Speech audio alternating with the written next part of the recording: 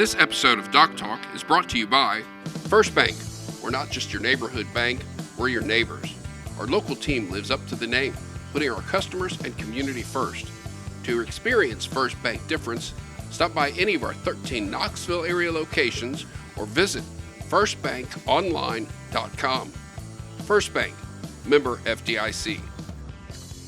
Hello, my name is Dr. Rob Page and welcome to Doc Talk.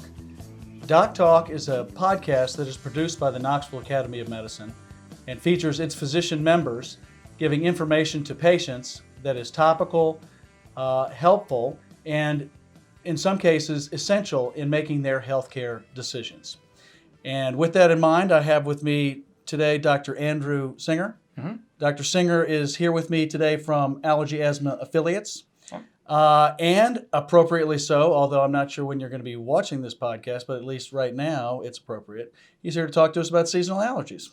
So welcome. Thank you. Thanks for having me. So Knoxville, seasonal allergies. Are we talking about a 4-season allergy here in Knoxville, or are we talking mainly about spring allergies, or is there just, so start us off with what sort of things that people are allergic to around here? It's probably fair to call it a 3 2/3 season allergy issue. Seasonal allergies, really specifically, you're talking about tree pollen, grass pollen, and weed pollen. And those typically start late February and will progress and continue all the way through the first frost, so about in November typically. So we're talking about mainly like springtime allergies when things start to bloom, but there are other forms of allergies, which not necessarily seasonal per se, but there are other allergies that we can have during other times of the year, which may actually be seasonal, but not that type of seasonal. Right. Okay. So perennial allergens, we talk more about molds, and those will fluctuate throughout the year and typically get worse in the fall. So in terms of seasonal allergies, what type of, let's say I'm a person and I've not necessarily been diagnosed with any allergies, but come this time of year, I start to notice that things change. What sort of symptoms do patients generally have when they start demonstrating this? So typically sniffling, sneezing, a lot of itching. Itching is paramount in allergies. So like itchy nose, itchy eyes, sometimes the roof of the mouth will itch after they've been outside. And then you start progressing to sneezing, nasal congestion. And if you're inclined to having asthma, you may have an asthma flare with wheezing and coughing. So basically upper respiratory type things, including itching and things like that. It's interesting you mentioned this. My wife suffers from a lot of allergies, and she complains a lot of sinus issues. Are people who have allergies or seasonal allergies, are they more susceptible to having sinus problems? Or yeah, they absolutely are, because the normal openings of sinuses are only 3 or 4 millimeters, and then when you start closing it with congestion from allergies, then they're completely blocked off, and then people get infections. Also, sometimes younger kids, for example, a huge part of the allergic population, they'll catch a cold on top of their allergies, and next thing you know, they're in the emergency room with sinus infections. Gotcha. So not only just annoying, but also potentially very not necessarily life or death, but something that could seriously cause something that would give us basically put us out of commission for a while. Right. It's a huge quality of life issue for patients who have allergies. There are answers to this, are there not? And so I'm a patient who has these symptoms. So first of all, what would be my first step? When I came into your office and said, hey, I think I'm allergic to whatever sort of pollen is out during this time of year, grass pollen, tree pollen. What sort of testing would you generally perform, and what sort of help would you give me at that point? Well, the first thing we do is get a good history. What kind of symptoms have you had? Because if without the history, the allergy tests don't make much sense. So you want to have a good history. Are the symptoms right? Are they sinus symptoms, allergy sounding symptoms? And then we'll typically start with skin tests. Skin tests are very fast to do. You get answers in about 20 minutes. They're cost effective and very accurate. So how do these skin tests work? Basically, we take a little bit of allergen on what amounts to a plastic toothpick and make a little scratch through the skin, and we wait to see if there's a small allergic reaction that develops. And generally you test more than one, or would this be multiple type allergens that you would test this with? Generally, when people are having spring allergy season symptoms, for example, we'll look at pretty much everything we can that would be involved in that season. And a lot of people have overlap, and they may have some of those year-round symptoms too, with dust mites and cats and mold. So we'll typically look at a picture to encompass everything they might have had symptoms around. So basically, not only just the pollen or the seasonal stuff, but you might test us and say, well, you may have just a low-grade allergy all year round, and it just particularly gets worse during that time of year. One thing we wouldn't look at foods, for example. Okay. That's not relevant for environmental allergies. Right, and generally, totally different symptoms for food allergies. Correct. Yeah. Correct. So I come into your office. I've been tested. Turns out that I'm allergic to tree pollens, grass pollens. Do you generally grade the kind of reaction the patients get? Are there like severe reactions or mild reactions? And do you treat the patients based on that? So you treat based on the symptoms, not necessarily what the skin test size is. Okay. And for example, I'll have patients who have huge skin test size to grass, and they say, I may sneeze once during grass pollen season. That's not a big issue. But people have very small reactions to cats who say, I can't be within 30 feet of a circus tiger or I have symptoms. So that isn't what's important. What's important is what the symptoms are and do they correlate with when the allergy tests tell you they should show up. Interesting. So the test itself doesn't generally tell you what sort of reaction you have, in a general basis. I mean, it can tell you, how your skin's reacting, or, can show you a fairly dramatic reaction, but may not be that dramatic. May not correlate as well with the severity of symptoms. So you come in, you test me. It turns out that I'm allergic. You've done the testing for me. What sort of steps do you generally take initially to help me with my allergies? So the first thing we look at is figure out what you're allergic to and then see if it's something you can avoid. Okay. Is it something like dust mites you can avoid? Is it something grass that you can't really avoid, but maybe you can reduce your exposure? So in terms of, so let's say that it's, dust mites would be, difficult to avoid because that's in the house all the time. Mm-hmm. I mean, we have dust everywhere. Grass we would be able to avoid somewhat because maybe not going outside so much. But let's say it's an allergen that I'm allergic to. I've got a job that takes me outside. I have to be outside for those things. Mm-hmm. What sort of steps do we take then? So they're simple things. After you've been outside for those sorts of jobs, cutting the grass, etc., playing softball or soccer, for example, take a shower when you come home. Get the pollen off of your skin, off of your hair. Because otherwise, it's going to be on your pillows and your mattress. You never really get a chance to get away from it. So that can help in a lot of patients. Wearing a mask, which is popular now, but that can also help when you're cutting grass. It used to be, something people were hesitant to do, but I think they'll be a little more receptive to it now. But it can go a long way for that. Now, have you noticed any change in your practice about patients talking about that just because they're wearing the mask now that they see an improvement in their symptoms? So a little bit for allergy and mostly for the sinus issues because the extra infections, the cold viruses, those are what take you from minor allergies to all of a sudden a bad sinus infection needing help. So that's reduced. And so positive side effect of wearing the mask, not only avoiding coronavirus, but also avoiding maybe sinus infections. Yeah. So you talk about avoiding it. You talk about, so let's say that's not doing it for me. Mm-hmm. What sort of steps then would you take then? So next step, you look at over-the-counter medicines, and we're trying to get away from use of Benadryl because it does work, but it causes drowsiness. 80% of people get drowsy, and it doesn't last that long. So we look at the newer antihistamines and things like cetirizine, fexofenadine. These are over-the-counter antihistamines readily available that work pretty well. And what are the names? If I'm looking through the store, what are the names for those? So Zyrtec or Claritin or Allegra. Those are the mainstays over-the-counter for mild symptoms.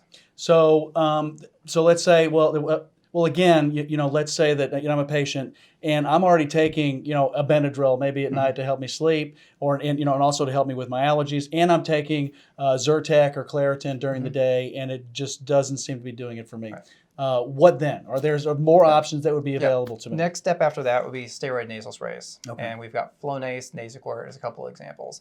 Those work very well. They treat a lot of the symptoms, the congestion, the stuffiness, but they don't work quickly. You have to give them some time to work. So you have to use it ahead of the allergy season as well. So they require some forethought and some stick-to-itiveness, if you will, to really get the most benefit. So this is not something I could just use I have to use when I'm symptomatic. This is something I have to use basically just because the steroids actually decrease the inflammation. And so, if I take them, I'm already inflamed. And so essentially I'm just kind of playing catch up. So I need to kind of, basically decrease my, the degree of inflammation sort of all the time. Right. So I'm taking antihistamines, I'm taking nasal steroids, and I know a lot about this because I'm thinking about all the medications that my wife is on. So, and basically, so that didn't cut it either for her. Right. So where do we go then? So there are a couple in between options. Okay. There are nasal antihistamine sprays. They're prescription based, but it's basically like squirting Benadryl into your nose. Okay. So for the really itchy, sneezy, And for the intermittent symptoms, they're good medicines. But once you get beyond that, then we're looking at allergy injections, some way to make your immune system fundamentally different and less allergic. Okay. So now, how do these? So you talk about intrinsically what you're doing in a situation like that is you're injecting the the allergen that the patient is basically is allergic to. What's the principle behind that? How does that work? When you say it that way, it does sound counterproductive. That's right. But that's right. What you're trying to do, if you think of allergy seasons, you get very seasonal, short, intense exposures to these pollen, and then they go away. What you're trying to do with allergy shots is lower exposure, more continuous over a longer period of time to retrain the immune system. So essentially, rather than just have the one large exposure where I get the huge dose of histamines in my system and basically get the horrible reaction. By having a low dose in my system all the time, my body becomes accustomed to having that allergen in there, and so I don't get so much of a reaction. I tell patients it's like sending your immune system back to school. Your immune system is learning not to be allergic to it, but to be tolerant to it. And it's not fast acting, but it's a much more effective long-term treatment. Gotcha. And so how so if I need to go on allergy shots, or I choose to go on allergy shots because I don't necessarily want to be on medications all the time. I'm tired of taking nasal steroids. I'm tired of taking nasal antihistamines. How long do you generally administer those shots? Is there a fixed period of time? Is there a general idea about how long patients should expect to go on this, and what sort of and how would this work in terms of me coming to see you as a patient? Sure. So generally we start patients on a very low dose, and to get them to therapeutic level, we have more frequent injections the first year. So typically patients are coming once or twice a week during that. Most patients by a year into therapy, we're spacing out to every 2 weeks, eventually every 4 weeks, typically aiming for 5 years total. Some people 3 years is enough, but typically for the average patient, 5 years is plenty. Gotcha. So there is an end in sight to where I wouldn't necessarily have to take the medications and all that. Right.